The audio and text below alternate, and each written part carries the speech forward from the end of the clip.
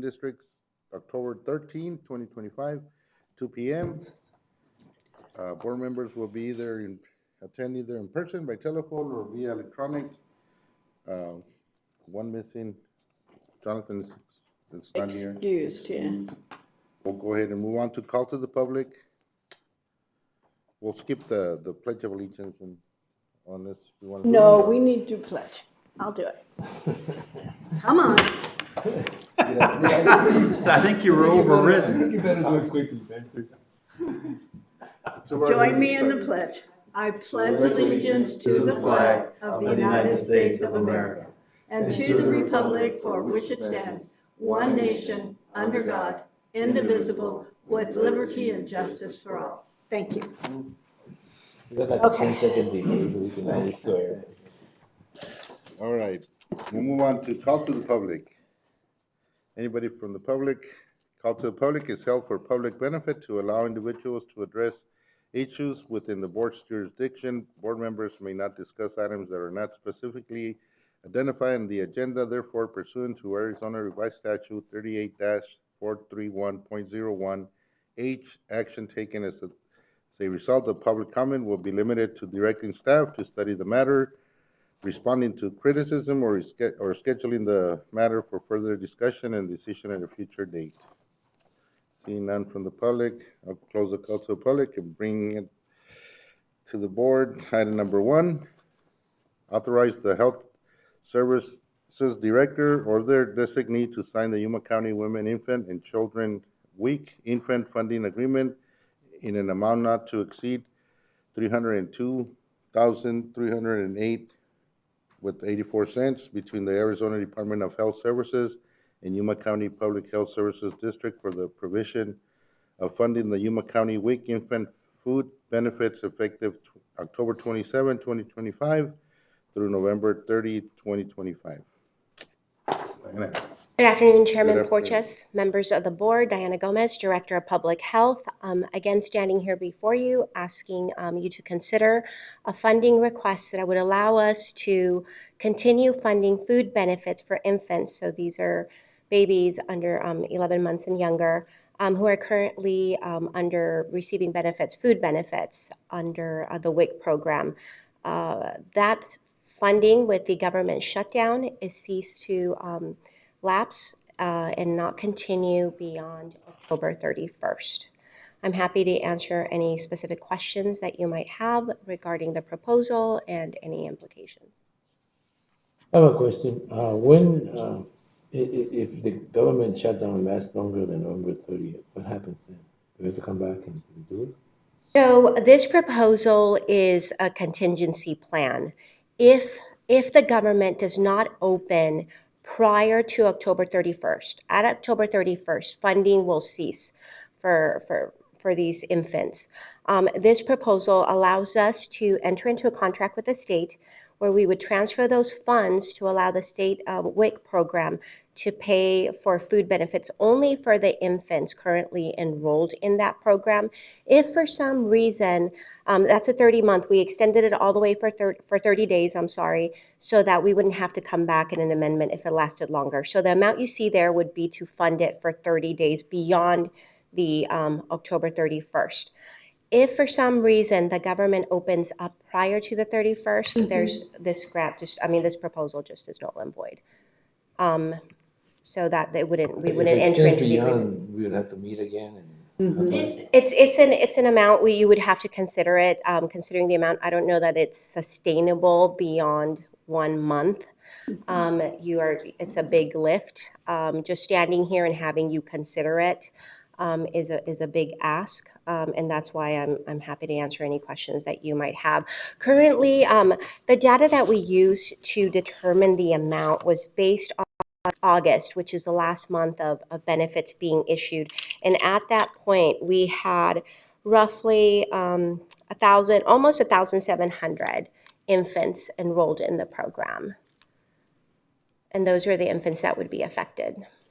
Now, Mr. Chairman and Diana, my understanding is that we're going to transfer funds from what we set aside in case the legislature transfers responsibilities down to us again, more than what we're already paying.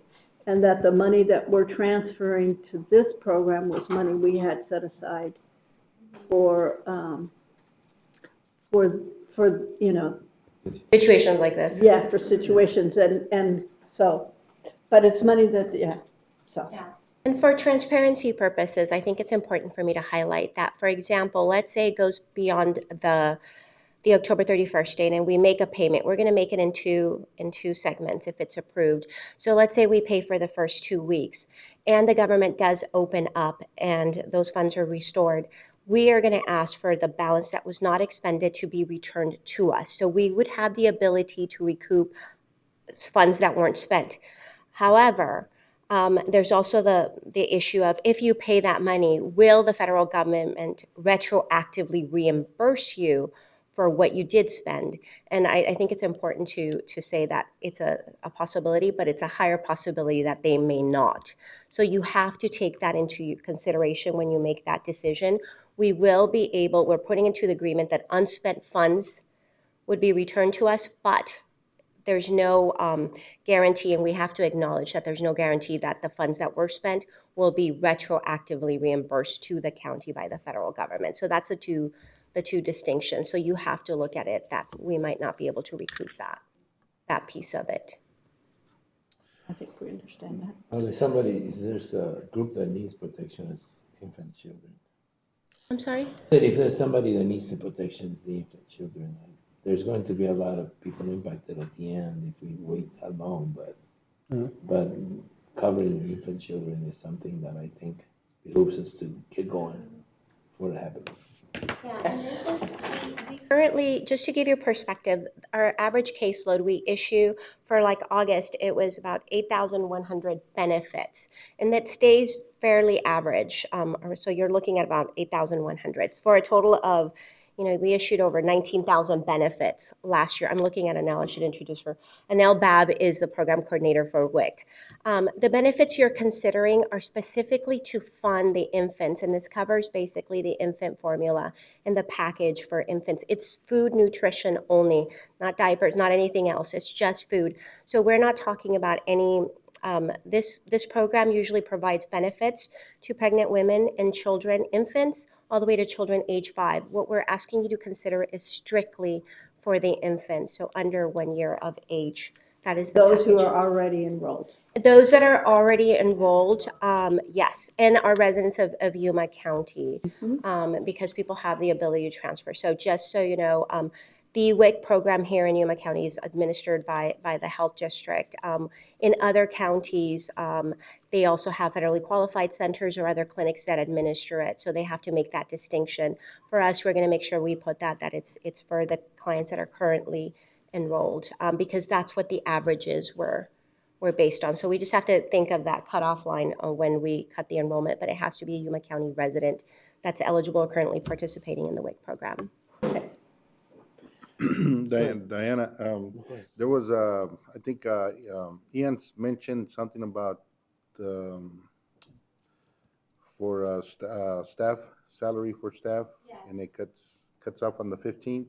Yes, so that's not part of this funding proposal, but so we were notified that there's two things that the WIC program pays for. Obviously, the food benefit piece, and then there's the payroll for the staff that administer those benefits. Payroll for the WIC program is only set to go if the government doesn't open up till November 15th. So after November 15th, the program would not be able to provide any funding for payroll for staff. That's when that ceased to end. And then the food benefits for the families currently being served were set to cease 2 weeks after that, 2 weeks prior to that. How many are in that WIC? How many employees are in that WIC program? 23? And would we just pick them up from there? The health department, the employees, to keep them on, or what's? So it's a grant fund, so we would have to talk to HR about what that looks like. But, furloughed is what we would look like. The grant is not going away, so it's not like when you're separating staff because the grant is ending. This is just on pause because of the federal shutdown. So it'd be very similar to what is happening at the federal level. Whoa. I don't think just the on a problem local- exists with the staff. Who's going to process it? Okay. Without the staff, I mean. Who's gonna it's- process their it's- request? Well, Okay, well, it's not that'd Here we be go. another point. Okay. All right. I want to make a motion that we authorize the health service director or their designee to sign the Yuma County Women's Infants and Children's Infant Funding Agreement in the amount not to exceed $302,308.84 between the Arizona Department of Health Services and the Yuma County Public Health Services District for the provision of funding Yuma County WIC infant food benefits effective October 27th, 2025 through November 30th, 2025. I'll second. There's a motion and a second to approve as presented. All those in favor say aye. Aye. Any opposed? Motion carries. Thank you, Diane. Thank you. Thank you. Thank you. Thank you. Your uncle says hi. Your uncle says hi. Every time I see him, he texts me about Diana, and I keep saying, Diana died, and she says, oh, no, Diana, the health department person. So I said, okay. Oh, Well, he said to tell you hi when I saw you, so. Who's your uncle? All right. that's how family keeps in touch. I know.